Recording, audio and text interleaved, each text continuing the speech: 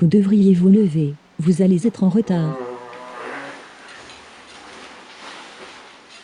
Il est 8h30, monsieur, l'heure de vous réveiller. Levez-vous, monsieur. Levez-vous. Levez-vous. Levez-vous. Levez-vous. Levez-vous.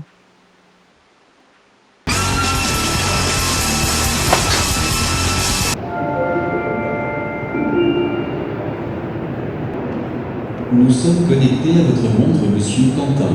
Votre activité cardiaque ces derniers temps est très inquiétante.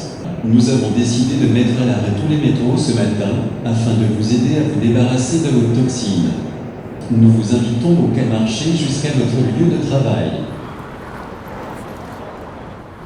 Madame, les destinations que vous recherchez ne sont pas adaptées à votre situation financière. Mais qu'est-ce que tu fais, toi ? Selon votre banque, le solde de votre compte est de 14,50 €. Souhaitez-vous vraiment voyager à Venise ? Vous êtes célibataire. La ville de Melun semble plus adaptée à votre situation.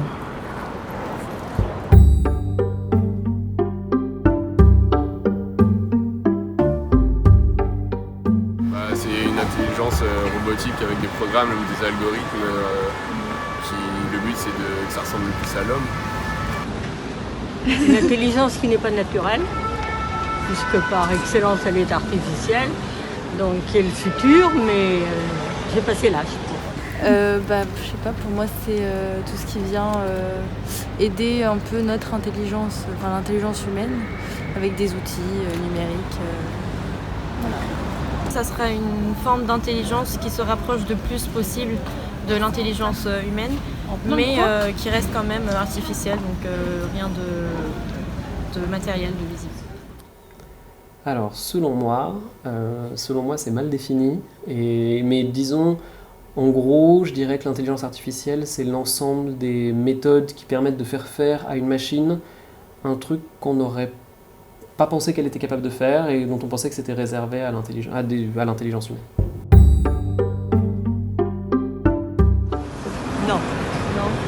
C'est bénéfique dans un sens où ça peut aider à faire des recherches, et dans un autre, par exemple, dans la chirurgie, un robot ça ne peut pas réagir de la même façon qu'un humain, prendre les mêmes décisions. Alors je sais que déjà ça existe un peu, il y a des robots qui opèrent avec les chirurgiens, mais je préfère quand même qu'il y ait un humain derrière les machines. J'ai entendu dire aussi qu'il pouvait être amené à y avoir de l'intelligence artificielle au niveau de la médecine en général, des diagnostics, etc. Quand on reçoit les patients, ça je suis moins pour, parce que je pense quand même que là on n'est pas des machines et que franchement le vécu, l'expérience, ça joue beaucoup dans un bon diagnostic. En fait. La médecine reste quand même très centrée sur la personne humaine, donc on aura toujours besoin d'une réflexion humaine sur le domaine. Moyen, de toute façon de toutes les manières, après qu'on est endormi, on ne peut plus rien dire. Oh non, mais ça, moi je vous laisse répondre. Non. Bon, il y a beaucoup de choses. Une des choses qui marche bien aujourd'hui en intelligence artificielle, c'est tout ce qui est analyse d'images. Il y a déjà des choses, par exemple, pour analyser des radios, analyser toutes sortes d'examens médicaux, où là ça fonctionne très bien. Donc là, on est plus performant qu'un humain, mais on remplace pas l'humain, on remplace pas le radiologue, parce que d'abord il y a besoin de faire la radio, et ça la machine ne le fait pas, et puis il y a besoin d'un contact avec le patient, où ça on n'est pas du tout prêt à laisser tomber ça. Donc je pense que les performances humains plus machine vont beaucoup s'améliorer, parce que tout d'un coup la machine va être très très performante sur une petite tâche du médecin, de diagnostic, mais ensuite le médecin ne sera pas remplacé et il sera juste plus performant avec de bons outils, comme depuis toujours quand on améliore les outils, l'humain s'améliore avec.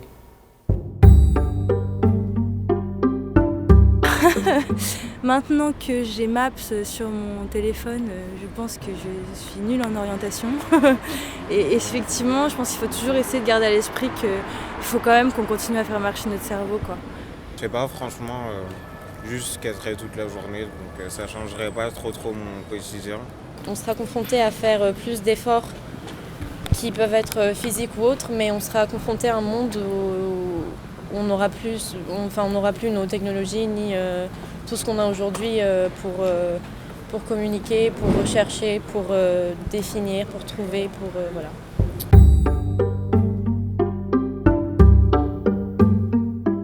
Au Japon, on peut se marier avec des robots. Bon, je pense qu'il y a des limites à un moment. Enfin, faut pas essayer de remplacer un être vivant par une intelligence artificielle. Non, il y a toujours des limites, ou il y a des nuances qu'un cerveau humain peut avoir. Vous n'avez pas de chance de tomber sur une littéraire, une cagneuse, alors vous voyez, et qu'une machine ne sentira pas. Écoutez, c'est comme toutes les découvertes humaines, ça dépend comment ça va être utilisé, par qui et pourquoi.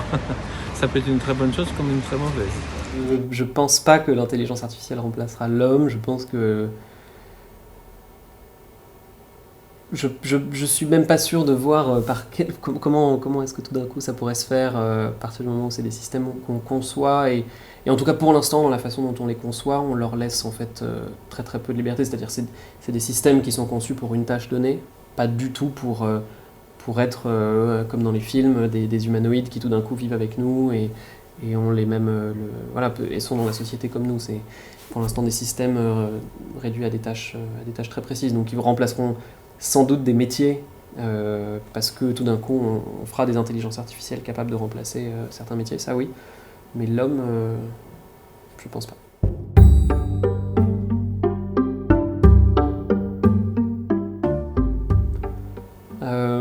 Aujourd'hui je pense que l'intelligence artificielle elle a beaucoup de limites, on n'est vraiment pas du tout dans... En fait je pense que le terme est même un peu dévoyé, beaucoup de systèmes qu'on qualifie d'intelligents en fait le sont pas tellement. C'est-à-dire que c'est des systèmes qui sont très spécialisés sur une tâche donnée, qui vont être capables, oui, de traduire un texte, mais qui seront incapables, si on leur pose une question sur un texte, de répondre. Ils sont capables de battre le champion du monde de Go, mais ils ne vont pas être capables de répondre à une question basique sur une image ou sur quelque chose comme ça. Donc aujourd'hui, c'est des systèmes très très très spécialisés pour des tâches très particulières, qui sont des tâches où on peut vraiment leur dire la réponse à ça, ça va être ça, la réponse à ça, ça va être ça. Et donc pour l'instant, c'est assez peu. Ensuite, en limite fondamentale, c'est plus compliqué. Je suis pas sûr qu'il y en ait vraiment.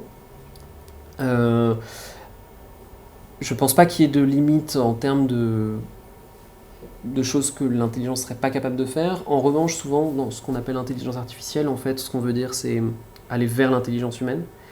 Et là, il va y avoir probablement des limites qui sont qu'en fait, l'intelligence humaine, c'est quand même quelque chose qui est façonné par des centaines de millions d'années d'évolution. Et ça, c'est très compliqué à reproduire. Donc on aura des systèmes qui seront aussi intelligents, enfin qui seront très intelligents.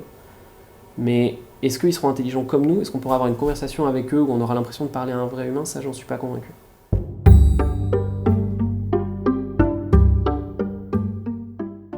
Plus performante. Donc performante, c'est vraiment sur une tâche donnée. Est-ce qu'elle sera capable de le faire mieux qu'un humain ? Je pense qu'il y a peu de tâches où ça ne sera pas le cas, et je pense que s'il y a des tâches où ça va être le cas, ça va être toutes les tâches où en fait ce qu'on attend sur cette tâche-là, c'est quelque chose en fait de très humain. Je pense que par exemple pour tout ce qui est artistique, il y a déjà beaucoup d'exemples de choses qui sont faites par des intelligences artificielles. Il y a des tableaux qui ont été vendus faits par des intelligences artificielles. Mais en fait en termes de créativité, c'est pas juste un problème de performance, c'est qu'en fait c'est lié à une sensibilité, et on en revient à ce que je disais tout à l'heure sur l'évolution.